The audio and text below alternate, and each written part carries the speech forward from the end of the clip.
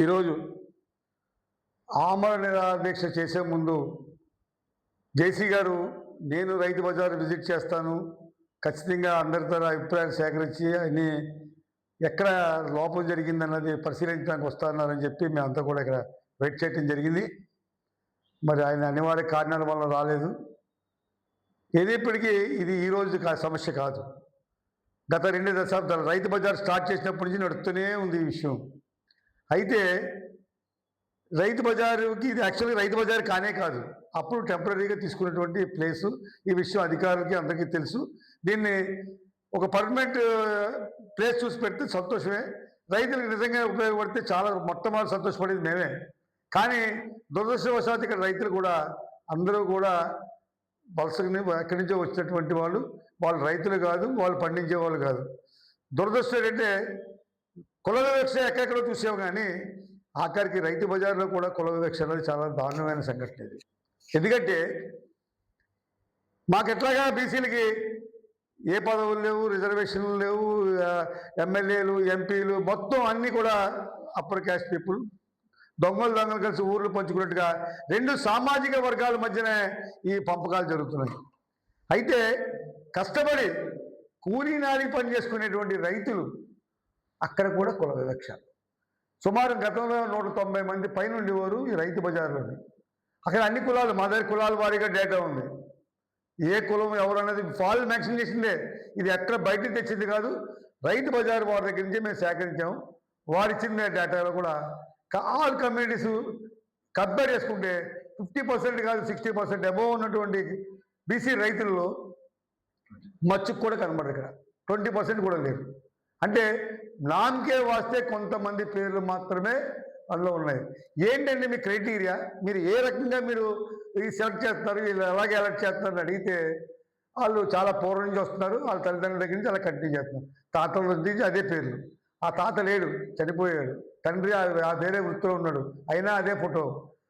మనవడు వాడు వేరే పని చేసుకుంటాడు, ఆటో వేసుకుంటున్నాడు, అయినా అయ్యే ఫోటోలు అయ్యే జనం కంటిన్యూ అవుతున్నారు. ఏంటిది అన్యాయం? అంటే మమ్మల్ని కనీసం పండించుకుని కూలీ నాలి చేసుకుని పంట పండించుకునేటువంటి పరిస్థితి కూడా మాకు అమ్ముకునే ఇది లేదా? పొద్దున్న అయితే ఫ్రెష్గా కొత్తిమీర పండించి చుట్టుపక్కల ఉన్నమ్మటి మా బీసీ సోదరులు వస్తున్నారు, ఆనపకాయ పాదులు అన్నీ పెట్టుకుని వస్తున్నారు. వారికి కనీసం కూర్చునే అవకాశం లేదు. ఎవరు డబ్బులు ఇస్తే వాడికి ప్రయారిటీ. దీనికి ఒక కొలబద్ద లేదా? ఇంత దారుణంగా పరిపాలన జరుగుతుంది. చాలా చాలా ఇది హర్షించదగ్గ విషయం కాదు. ఎందుకంటే మాకు అన్ని రంగాల్లోనే తొక్కేశారు. ఇటు వ్యవసాయం, వ్యాపారం, అన్ని రంగాల్లోని కార్పొరేట్ వ్యవస్థ అంతా వాళ్ళ చేతిలోనే పెట్టున్నారు. మీరు చెప్పండి, పవన్ కళ్యాణ్ గారు చాలా ఏదో ఆయన చెప్పాడు సామాజిక న్యాయం. ఇదేనా సామాజిక న్యాయం అంటే? మీ సామాజిక న్యాయం మీరు చెప్పింది నేను చెప్తాను. మేము పార్టీలకు అతీతంగా ఉన్నటువంటి మేము మొత్తం జీవితకాలం మీకు ఊడుకుని చేయడానికి సిద్ధంగా ఉన్నాం. మీరు ఒక్క పేరు చెప్పండి చాలు, ఒక్క పేరు. పలానా పేరు బీసీ వ్యక్తి, మేము పలానా వాడిని ఏ పలానా దీంట్లో ఇచ్చామని చెప్పి శాంక్షన్ చేసినట్టు. అంటే ఎమ్మెల్యేలు, ఎంపీలు, మంత్రులు, రాజ్యసభ అంతా మీరే పనిచేసుకోండి. కానీ 3వ శ్రేణులుగా 4వ శ్రేణులుగా కనీసం రైతు బజార్లో కూలీ నాలి చేసుకుని కష్టపడి పంటలు పండించుకునేటువంటి పంటని అమ్ముకునే అంటే సంపద సృష్టించిన వాడికి అమ్ముకునే హక్కు లేకుండా ఇంత దారుణంగా పరిపాలన జరుగుతుంది. దీన్ని మేము చాలా దారుణంగా ప్రజలు గమనిస్తున్నారు. దీని పర్యావసనం ఖచ్చితంగా రేపు రాబోయే లోకల్ ఎన్నికల్లో ఖచ్చితంగా దీన్ని తగ్గించవలసి ఉంటుంది. మీరు ఇచ్చినటువంటి పదవులు ఎవరు ఇచ్చారో మీరు పార్టీలకు అతీతంగా టీడీపీ వాళ్ళకి జనసేన కండువ కప్ప అప్పటికప్పుడు జనసేన కోటాలో ఇద్దరు, జనసేన వాళ్ళు ఇద్దరు వేసి టీడీపీ కండువ వేసి మీకు టీడీపీలో చిత్తం తీసుకోండి. మీ ఇష్టారాజ్యంగా రాజ్యాలు లేనటువంటి రాజ్యాల కంటే హీనాతీనంగా మీరు ఇష్టం వచ్చినట్టు మీకు నచ్చినట్టుగా మీరు పండించేసుకుంటారా? ఏది ఒక్క పేరు చెప్పండి. బీసీ, ఎస్సీ, ఎస్టీ, మైనార్టీ వర్గాల నుంచి మేము పల్నాడికి ఇచ్చామని ఒక్క పేరు చెప్పండి. మీకు జీవితకాలం మేము ఉడిగిన చేయడం సిద్ధం. మీరు ఒక్కరి పేరు చెప్పండి. మేము పలానా పదవి ఇచ్చాం. మాకు మీరు 4 చేతులు ఉన్న గుడి, 3 చేతులు ఉన్న గుడి బళ్ళు మాకిచ్చి మొత్తం అన్ని పదవులు మీరు పంచుకుంటారా? ఎవరికి ఇచ్చారు చెప్పండి? 65% 60% ఉన్న బీసీలకి ఒక్క పేరు చెప్పండి. ఈ రాష్ట్రంలో సుమారు 55 కోట్ల పైన ఉన్నటువంటి జనాభాలో ఒకరు నచ్చలేదా మీకు? ఒకరు పనిచేయడం? అంత పరిపాలన దక్షకులు మీదేనా? అది ఎవరికి కాదా? ఓన్లీ కాపు సామాజిక వర్గం, లేకపోతే